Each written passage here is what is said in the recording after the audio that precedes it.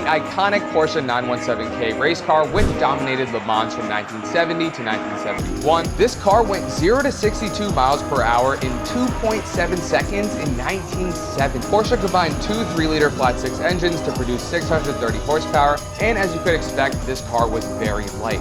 In fact, the chassis only weighed 93 pounds. This made the car unstable at high speeds, which is where the K in the name comes from, which stands for Kurzheck, or short tail. The tail was added along with the vertical fins to make it actually stable at over 200 miles per hour. Porsche only built 12 of these, and one was recently sold in 2017 for just over $14 million, which also makes it the most expensive Porsche ever sold at auction. I know it's a piece of history, but you can still drive it, and I can't even imagine what car insurance for something like this would be like. Now, this extraordinary piece of history will be auctioned, offering collectors a once-in-a-lifetime opportunity to own a true legend.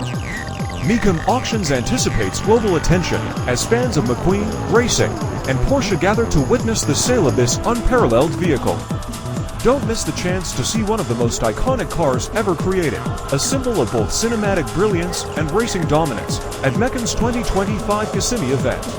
Crossing the block at Mecum, Kissimmee in January, and I'm joined by Gianni. He has been the caretaker and historian. And this is chassis 917-022, which was specifically the chassis that Steve McQueen purchased from Porsche. This car has some very unique features that are not seen on other 917s. Camera mounts here in the side.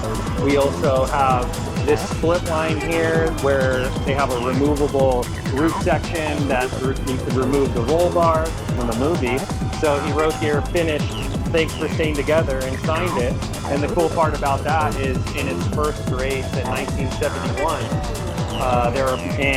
so there are a lot of things that they did back in the day. I mean, even Fiat taillights. So they were doing things that the car is required by the FIA in that time period. In order to qualify for Le Mans, they needed to have basically a full road-going vehicle. So headlights, taillights. There's a big empty pocket here in the rear tail section that you could put luggage in if you wanted to. You know, so it's horizontally opposed. It was born as a 4.5 liter.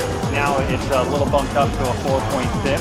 515 horsepower. That's what he was famous for winning the 24 Hours of Le Mans in 1970 in the Salzburg livery car. So he ran this car, campaigned it in historic racing, eventually converted it to the Salzburg livery to pay homage to him winning the race.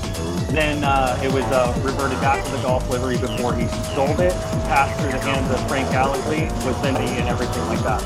917s are famous and historically significant for multiple things, but they were one of the most successful cars that Porsche ever had.